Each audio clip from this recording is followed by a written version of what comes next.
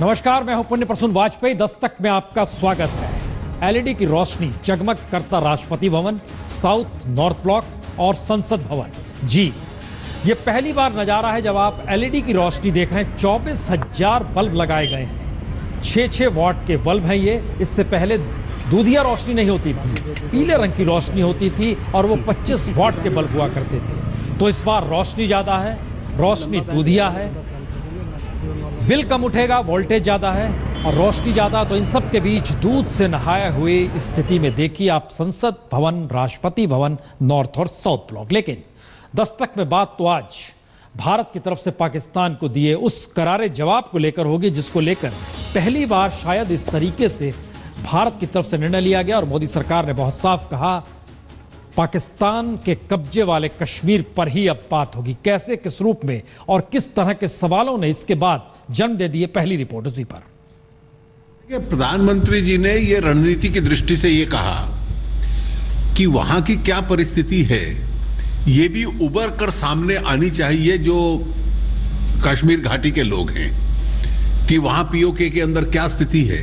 विदेश मंत्रालय को प्रयत्न करना चाहिए कि पाकिस्तान अधिकृत कश्मीर के वासी जो विश्व के विभिन्न देशों में रह रहे हैं उनसे संपर्क साधें और उनसे पाकिस्तान अधिकृत कश्मीर की दयनीय स्थिति के बारे में जानकारी प्राप्त करें और विश्व समुदाय को उसकी जानकारी दें। क्या यह पाकिस्तान के खिलाफ युद्ध की पहली मुनादी है? क्या यह कश्मीर को लेकर पहली बार सबसे बड़ा फैसला है? क्या इसके बाद यह सवाल पाकिस्तान उठाने की हिम्मत नहीं करेगा कि कश्मीर पर बात होनी चाहिए? क्या अभी तक जो संवाद श्रीनगर और दिल्ली के बीच हो नहीं पाता था, उसकी डोर पहली बार सीधे दिल्ली ने अपने हाथ में ले ली है?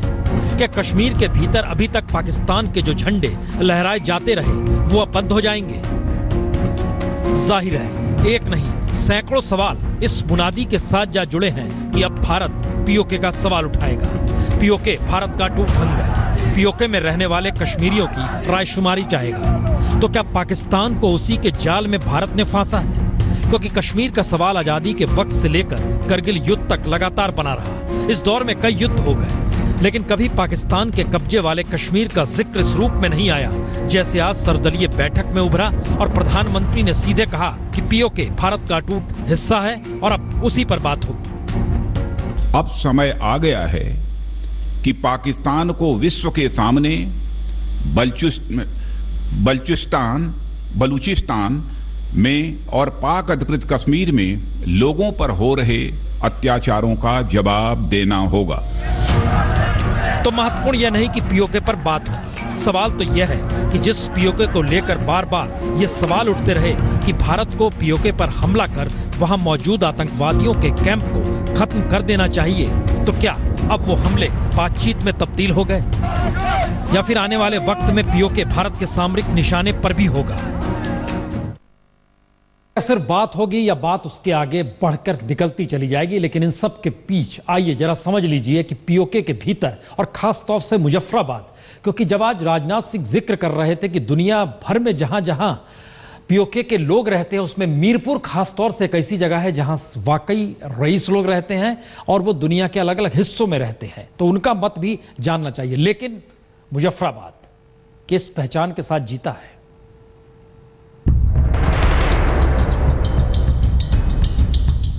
पीओके में अपने अपने कैंप चला रहे ये वह आतंकवादी संगठन है जो कश्मीर में सक्रिय हैं, या फिर जम्मू कश्मीर में सक्रियता के नाम पर जिन्हें पाकिस्तान सरकार, सेना और आईएसआई तीनों की मदद मिलती है। यानी 62 कैंप ऐसे जिनका खर्चा और सहयोग पाकिस्तान की तरफ से मिलता है। और पहली बार पीओके के चुनाव में इन्हीं आतंकवादी संगठनों ने नवाज शरीफ के अनुकूल राजनीतिक माहौल बनाने के लिए वहां का चुनाव ही अपनी मुट्ठी में कर लिया, जिसके बाद पीओके में रहने वाले लोगों में आक्रोश खुलकर उभरा।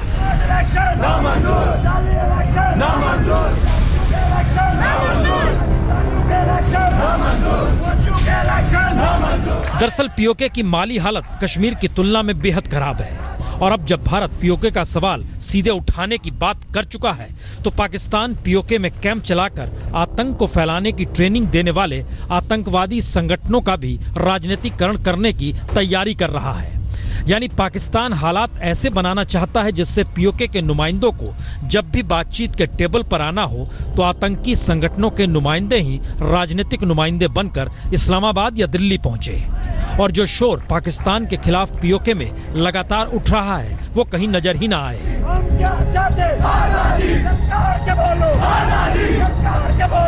तो अब सवाल 3 है। पहला, क्या पाकिस्तान आतंकवादियों का राजनीतिकरण कर रहा है? क्या कश्मीर मसले पर आतंकवादियों को पाकिस्तान ही कानूनी जामा पहनाने की तैयारी कर रहा है? और तीसरा, क्या चीन भी पाकिस्तान में रह रहे आतंकवादियों को मदद देगा? क्योंकि याद कीजिए तो मसूद अजहर को आतंकवादी माना जाए, इस पर भी चीन ने भारत के प्रस्ताव का विरोध संयुक्त राष्ट्र में कर दिया था। और सच यह भी है कि जैश के 7 कैंप पीओके में चल रहे हैं जहां बाकायदा आतंकी ट्रेनिंग होती है।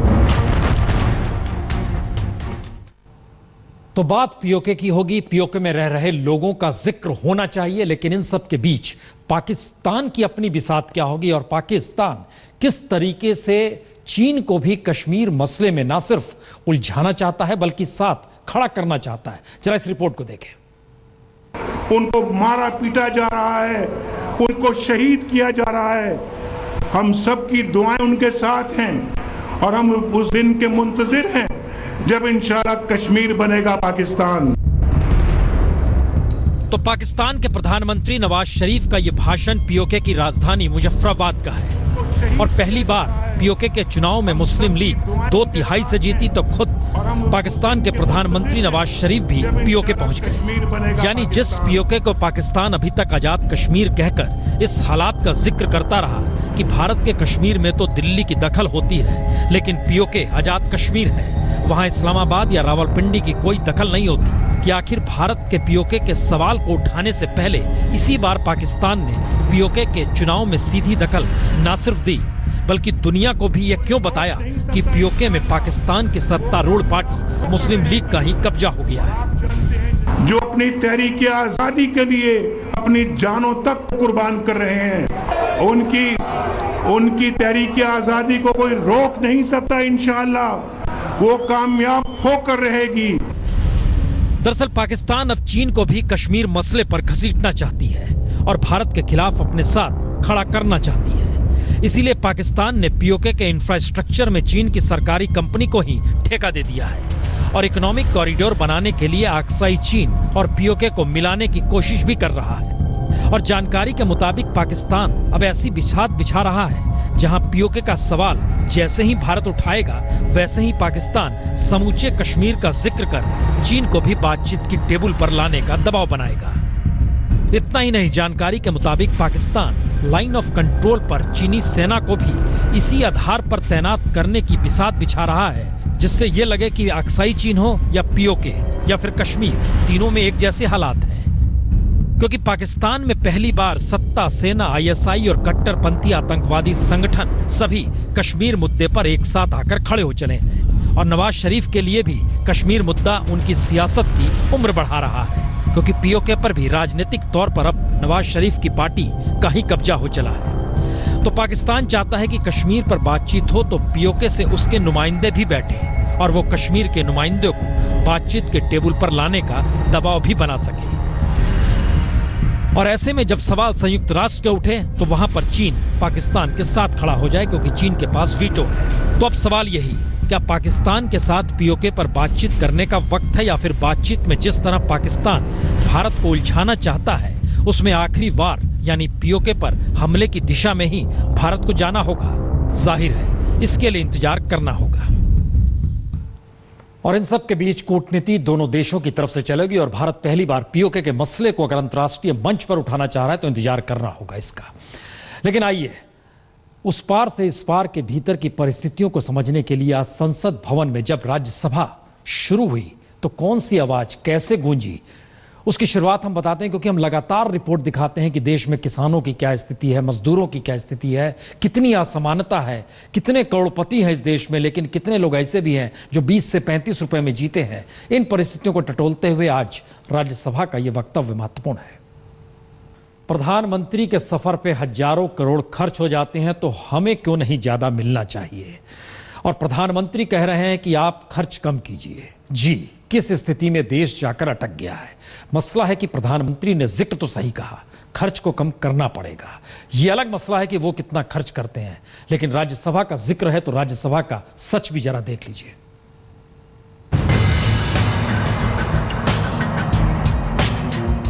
तो राज्यसभा का सच यही कि यहां 245 में से 190 सांसद करोड़पति हैं, यानी तकरीबन 80% सांसदों की जेब करोड़पति लायक भरी हुई है। और आलम यह कि किसी कॉरपोरेट से ज्यादा चमकदार और रईस राज्यसभा ही लगती है। राज्यसभा में सांसदों की औसत संपत्ति 20 करोड़ से ज्यादा है और कुछ सांसदों की जेब तो इतनी गर्म कि उनके लिए गरीबी की बात सिवाय जुमले से आगे कुछ भी नहीं। और इन सांसदों में दलितों की मसीहा बनने को बेकरार मायावती से लेकर केंद्रीय मंत्री पीयूष गोयल तक सभी शामिल हैं। लेकिन सवाल इसका नहीं, सवाल तो उन सांसदों का है जो चाहते हैं सांसदों का वेतन फौरन बढ़ाया जाए, क्योंकि 7वें वेतन आयोग के बाद सांसदों का वेतन पीए से भी कम हो गया है। और राज्यसभा में आज जब मांग उठी तो तेवर के साथ उठी, चाहे वो रामगोपाल यादव हो या आनंद शर्मा हो।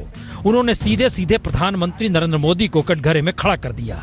ये अलग बात है कि रामगोपाल यादव की संपत्ति 10 करोड़ से ज्यादा है और आनंद शर्मा की जेब में भी खुद उनके एफिडेविट के मुताबिक 6 करोड़ रुपए हैं। लेकिन राज्यसभा का सच तो इतना भर नहीं। राज्यसभा के तकरीबन 150 सदस्य उद्योगपति, व्यापारी, बिल्डर या बिजनेस पर्सन हैं। हाल में 57 नए सदस्य चुने गए तो उसमें 55 सांसद करोड़पति यानी 96%। और राज्यसभा में पहुंचने के लिए उद्योगपति का तबका कैसे पैसा खर्च करने को बेकरार रहता है, यह तो विजय माल्या ने भी 2 बार राज्यसभा पहुंचकर जता दिया। और बीते चुनाव के वक्त कर्नाटक में हुए स्टिंग ऑपरेशन में भी बहुत साफ हुआ कि एक वोट की कीमत कैसे 5 करोड़ से ज्यादा की है। और हद तो यह, राज्यसभा में पहुंचकर सांसद उन्हीं समितियों के सदस्य भी बन जाते हैं जिनसे सीधे तौर पर उनका अपना कामकाज जुड़ा होता है। लेकिन सवाल तो वेतन का है, क्योंकि रामगोपाल और आनंद शर्मा मानते हैं कि सांसदों का वेतन कम है, लेकिन बहस इस पर नहीं होती कि राज्यसभा का मतलब है क्या। क्योंकि याद कीजिए, राज्यसभा रहे ही नहीं, इसका जिक्र और किसी ने नहीं, वित्त मंत्री अरुण जेटली ने पिछले दिनों किया था, जिस वक्त हर मामला लोकसभा से निकलकर राज्यसभा में अटक जाता था। लेकिन फिर आगे का सवाल है कि अगर वाकई देश में हर किसी के वेतन बढ़ रहा है तो फिर सांसदों का वेतन क्यों नहीं बढ़ना चाहिए। तो सवाल का जवाब यही कि दरअसल सांसद ही देश का कानून बनाते हैं, व्यवस्था चलाते हैं। तो ऐसे में उन्हें ही तय करना चाहिए कि देश में एक सोशल इंडेक्स हो, पैसा कम से कम खर्च किया जाए, क्योंकि देश में असमानता ऐसी कि एक तरफ 80 करोड़ जो 20 रुपए रोज पर जी ले यही बहुत, और दूसरी तरफ ऐसे 20% लोग जिनके पास करोड़ों भी मायने नहीं रखता। जाहिर है बहुतेरे सवाल उठ सकते हैं इस बहस के बाद, क्योंकि सोशल इंडेक्स इस देश में है नहीं। जिसके पास जितना पैसा उतनी रईसी, जिसके पास कुछ भी नहीं उसके पास वाकई कुछ भी नहीं। चुनाव 45 दिन में लड़े जाते हैं, लेकिन चुनाव आयोग ने तय कर रखा है 70 लाख आप खर्च कर सकते हैं। अजीबोगरीबी स्थिति है। 1.5 लाख प्रतिदिन चुनाव प्रचार में आप फूंक सकते हैं, कानूनी माना जाएगा। बहरहाल स्थिति देश की क्या है, चलिए आपको लिए चलते हैं। राशन दुकान पर भारी है उंगलियों के निशान।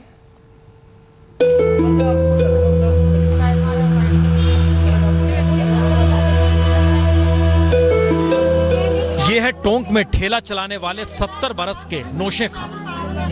राशन पाने के लिए राशन की दुकान पर इस भामाशाह एटीएम मशीन में अपनी 10 उंगलियों के निशान दे देकर थक गए, लेकिन मशीन निशान पहचान ही नहीं रही। तो फिर होगा क्या? जी, राशन नहीं मिलेगा। कुछ यही हाल घरों में बर्तन धोकर गुजर बसर करने वाली गोपाली मीणा का भी है। जब आते हैं जब ये कहते हैं अंगूठा लगाओ, अंगूठे लगाओ, अंगूठे आते ही नहीं हमारे। अंगूठा आपका क्यों नहीं लगता है? अंगूठे के 5 उंगलियां लगा देते हैं मगर लगती नहीं। 10 उंगलियां लगा देते हैं, दोनों हाथों की लगा देते हैं। मैं तो 10 उंगलियां लगा चुकी, फिर लगती नहीं है मेरी तो इस पे। नहीं लगती? मशीन चलती नहीं है, मेरी उंगलियां तो लगती नहीं। लेकिन समस्या इतनी पर नहीं, समस्या तो यह है कि मशीन मेहंदी लगी उंगलियों के निशान नहीं पहचानती। तो कई महिलाओं को सिर्फ इसलिए राशन नहीं मिल पाता क्योंकि उनके हाथों में मेहंदी लगी है। मेहंदी लगाने से क्या दिक्कत आती है? मेहंदी लगा बस बताओ ही बन गया। मशीन नहीं पकड़ती है? न पकड़ा, मशीन नहीं पकड़ती है, राशन नहीं मिलता है। न मिला कड़ा मल से। दरअसल राजस्थान में फर्जी राशन धारकों और डीलरों की गड़बड़ी से छुटकारा पाने के लिए 32,000 राशन दुकानों पर यह एटीएम मशीन लगाई गई। लेकिन दिक्कत यह है कि गांव में गरीब किसान मजदूरों की उंगलियों के निशान मशीन पर कई बार मिलते ही नहीं। तो कनेक्टिविटी की समस्या अलग, क्योंकि मशीनें इंटरनेट से चलती हैं। शहरों में कई दुकानों पर मशीन में कार्ड नंबर डालने के बाद वन टाइम पासवर्ड भेजा जाता है और मोबाइल नंबर बदलने की वजह से पासवर्ड भी ग्राहकों को मिल नहीं पाता। तो दुकानदारों का कहना है कि उन्होंने इन सब की शिकायत कलेक्टर से की है, लेकिन होता कुछ नहीं। अलबत्ता परेशान ग्राहक अब दुकानों पर हंगामा शुरू कर रहे हैं, क्योंकि सवाल तो 2 जून की रोटी का है, और वह भी राशन की दुकान से 2 जून की रोटी की व्यवस्था हो जाए। इसके लिए अब एटीएम मशीन निशान नहीं पहचानती तो वो क्या करे। कहीं न कहीं छोटी मोटी प्रॉब्लम आती है, कई जगह परेशानी आई बुजुर्ग व्यक्तियों को फिंगरप्रिंट चढ़ाने में, तो वहाँ वो व्यक्ति जिसके फिंगरप्रिंट में आ रहा है वो अपना मोबाइल रजिस्टर करा दे, उसके मोबाइल से भी राशन सामग्री बिक जाए। मजदूरों के अंगूठे नहीं मिलते हैं, कहीं दूर दराज के इलाकों में कनेक्टिविटी नहीं मिलती है इंटरनेट की, जिसकी वजह से मजदूर और गरीब घंटों खड़े रहकर वापस लौट जाते हैं। कम से कम सरकारों को तकनीक के इस पहलू पर भी ध्यान देना चाहिए। कैमरामैन शर्मा के साथ शरद कुमार, टोंक, आज तक। तो इधर कलेक्टर साहब कुछ कर नहीं पा रहे और एक जगह कलेक्टर साहब झूठ बोल देते हैं। देखिए जरा। ऑनरेबल प्राइम मिनिस्टर साहब शायद विजिट में आए थे, इसलिए मुझे याद है इंदौर के लिए हमारे तरफ से कोई वार्निंग वगैरह कुछ नहीं था। तो सुना आपने, मध्य प्रदेश मौसम विभाग के निदेशक साफ साफ कह रहे हैं कि 9 अगस्त को इंदौर या उसके आसपास के इलाकों में बारिश के बाबत कोई अलर्ट उन्होंने जारी नहीं किया। लेकिन 9 अगस्त को प्रधानमंत्री मोदी की इंदौर संभाग के झबुआ में रैली से पहले कलेक्टर ने यही कहकर सैकड़ों स्कूलों में छुट्टी करा दी कि मौसम विभाग ने कहा है कि भारी बारिश हो सकती है और इसी चेतावनी के तहत स्कूल बंद किए जा रहे हैं। और प्रधानमंत्री की इस रैली में 1800 से ज्यादा स्कूली बसों का इस्तेमाल हुआ। कई स्कूलों में छुट्टी रही। अलबत्ता बारिश तो हुई नहीं, जैसा कलेक्टर ने दावा किया था। भारी से लेके मॉडरेट रेनफॉल होने की जो संभावनाओं को दृष्टिगत रखते हुए और साथ ही कल स्कूल बसों की आवश्यकताओं को महसूस करते हुए हमने 9 तारीख के लिए कल एक दिन के लिए छुट्टी घोषित किया है। गजब दौर है, स्कूल बंद कर दिया, 1800 बसों का इस्तेमाल कर लिया गया। रवीश पाल की ये रिपोर्ट बतला रही है कि किस तरह कलेक्टर झूठ बोल गए एक रैली के लिए। बहरहाल आज हम आपको दिखाएंगे 10:30 बजे गांधी, गंगा और गीत।